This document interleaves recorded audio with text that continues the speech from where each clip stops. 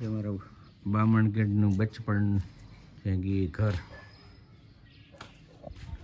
વાડો.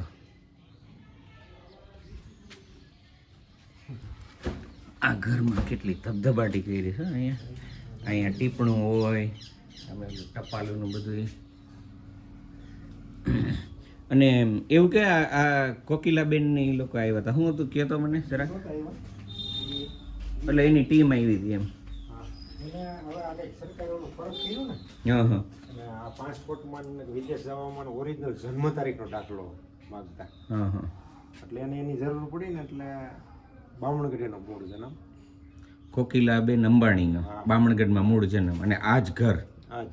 ત્યારે આ ઘર વાણિયાનું હતું. વાણિયા પેલામાં વાણિયા રહેતા. એટલે એ એનો જન્મ તારીખનો દાખલો કઢાવવા આવ્યા હતા. અહીંયા એ કયું ઘર ને એ બધી ઓલા અધિકારી પૂછપરછ કરીએ કે અમારા બાપા અમારી પાછળ મોટી ઉંમર હતા ને 90-95 વર્ષના, એને બધી પૂછપરછ કરી કે અહીં કોઈ વાણિયા રહેતા. તો એને કીધું કે અત્યારે એ મકાન મોહન બાપા પટોડિયા પાસે છે ને એમાં વાણિયા રહેતા પહેલા. એટલે પછી એની માથે અધિકારી ઓલો દાખલો કાઢી દીધો. આ કેવું અદ્ભુત કે અમે આખું બાળપણ અહીંયા કાઢ્યું. અમને ખબર નહોતી કે જ્યાં કોકિલાબેનનો જન્મ થયો હતો એ જ ઘરમાં અમે આખું અમારું બાળપણ વિતાવ્યું. જૂની ઘડિયાળ, જૂની સ્વીચો, અહીંયા એક રેડિયો પડ્યો રહેતો. એ અહીંયા બધા અમે ખાટલો નાખીને બેસતા બધા. ગાયરનો માટીનું આ ફ્લોર હતું. અહીંયા ખાટલો પડ્યો હોય, ફુવાને બેઠા હોય, અહીંયા છોકરાઓ ધબધબાટી કરતા હોય. અહીંયા નાવાનું હતું. અહીંયા અમે ખાતા, અહીંયા બેઠા હોય. અહીંયા પાટલા ઉપર જમવાનું હતું ત્યારે સીધું. અને ગોખલા અહીંયા બધા બહેણી ને અનાજ ને મસાલા ને બધું પડ્યું. અહીંયા બધા વાસણો ગોઠવાના ને કાંધી કહેવાય. અને આ રસોડું, અહીંયા બધું નાનું મોટું ઘીના ડબરા ને તેલ ને ચટણી ને મસાલા ને બધી પડ્યું હોય. અને અહીં ચૂલો હતો. તે થોડુંક દેખાતું ઓછું છે પણ અહીં ચૂલો હતો આ ખૂણામાં. એવું અહીંયા નડિયામાંથી આમ ઓલી ધુવાડાની શેડું જતી હોય ને હોય ગરમ ગરમ રોટલી કરતા હોય ને કંઈ નહીં તોય 10-15 તો અમારા જેવા છોકરા વાયા હોય આખું ઉનાળું વેકેશન. અને આ પાણીની ટાંકી છે. આમાં પાણી ભરાતું ને અહીંયા હાથ ધોવાનો નળ હતો. ને આ પાણી હારું અહીંયા માટીના બધા ઓલા હતા કુંડાની બધી.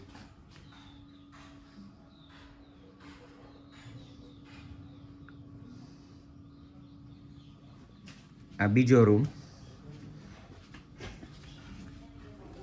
હા કે કંઈક સાઈન મારેલી છે, બહુ યાદ નથી. નંબર 67. સાક્ષર પરિવાર, સુખી પરિવાર એવું કંઈક લખ્યું ને. સાક્ષર છે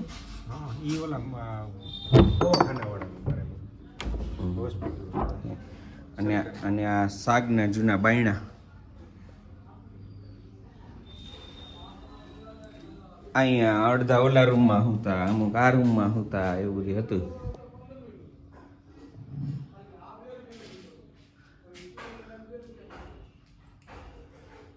આ ઓલું છે આ એક આ વચ્ચેનો દરવાજો હતો જે ઓલી બાજુના રૂમમાં જાય. અને અહીંયા પાછું આ બધી હતું.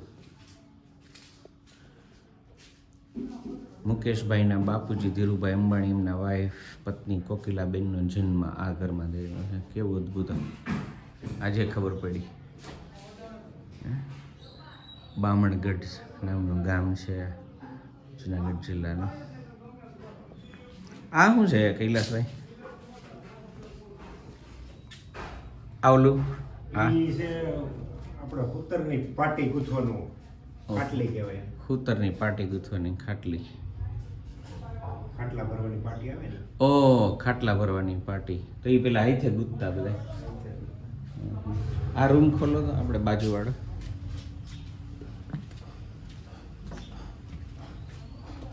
અત્યારે આ ખીટી હતી જો બધી હાઈઠે બનાવી પાઘડી ને બધું અહીં ટંગાતું પાઘડી ને કપડાં ને આ એક હજી રૂમ છે ત્યારે આ રૂમ કાચો હતો નહીં કાચું ફ્લોર હતું ને અત્યારે તો આ બેલા છે પણ આ થોડુંક વરસાદમાં બધું પડી ગયું હતું એટલે આ થોડુંક ફેરફાર કરેલું બાંધકામ છે પણ નડિયા જે ના અહીં છે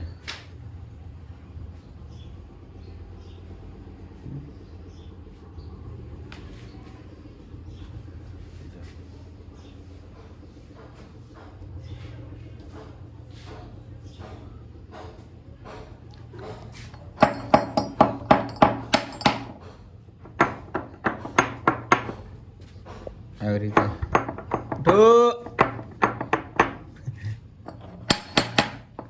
કેવું પકડો તો જરા કે ફોન આમ પેલા ગડકી પર આવી રીતે અવાજ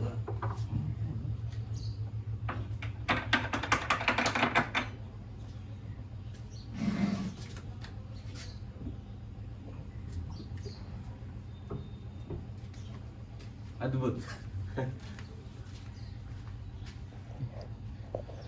આમ બધાય અમારા ફઈનો દીકરો હું ને એમાં જલસા કર્યા નહીં અત્યારે કુદરતે જગ્યા કરી લીધી છે ઉપરથી થઈ ગયું છે અત્યારે. હા પ્રકૃતિ એનું સ્થાન લઈ લે. પ્રકૃતિ ગમે ને તેને જગ્યા કરી લે છે આ બધે આ ખડું આ પ્રકૃતિ એ હે? આ હા પ્રકૃતિ એ જો બાકી અહીં એટલી બધી આ ચોખ્ખાઈ હતી ત્યારે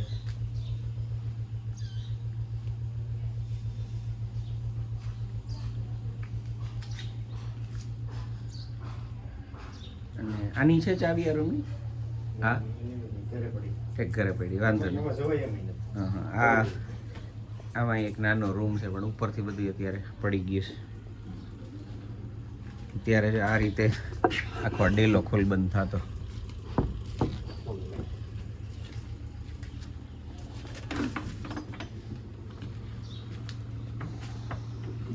એટલે અહીં ત્યારે ખેતીનું જે અનાજ ને ભારા ને ગુયણું ને એ બધું જ્યારે આવતું ત્યારે આખો ડેલો ખોલી અને અહીંયા આવી જતું આ પગથિયું તો પછી બનાવેલું છે ઓલી સાયકલો લઈ આવવા સારું એ ટાઈમે હજી મોટરસાયકલ લઈ નહોતા અહીં સાયકલ પડી રહેતી નહીં આ ખૂણે એક સાયકલ રહેતી તેથી સાયકલ ય ક્યાં સાયકલ એ આ કોક આવ્યું હોય એકાદું હતું કંઈ લક્ઝરી હતી સાયકલ તો